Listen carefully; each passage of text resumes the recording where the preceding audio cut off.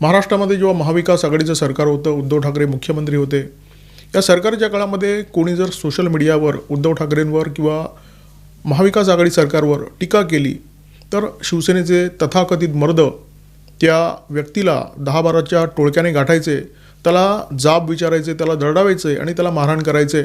आणि त्याच्यानंतर मुख्यमंत्री उद्धव ठाकरे यांच्या निवासस्थानी उद्धव ठाकरे यांच्या हस्ते या तथाकथित मर्दांचा सत्कार व्हायचा। म्हणजे किती मोठी मर्दानगी बघा, एका माणसाला 10-12 लोकांनी गाठायचं आणि त्याला मारहाण करायची। आता महाविकास आघाडीचं सरकार महाराष्ट्रामध्ये अस्तित्वात नाही आहे, परंतु त्या काळामध्ये घडलेले कटू किस्से मात्र लोकांच्या आजही स्मरणात आहेत। महाराष्ट्रामध्ये महायुतीच्या सरकारच्या काळामध्ये अशा प्रकारच्या घटना पाहायला मिळतील असं कोणाला वाटलेलं नव्हतं, परंतु मनसेच्या या आंदोलनाच्या निमित्ताने पुन्हा एकदा तीच झुंडशाही महाराष्ट्राने पाहिलेली आहे।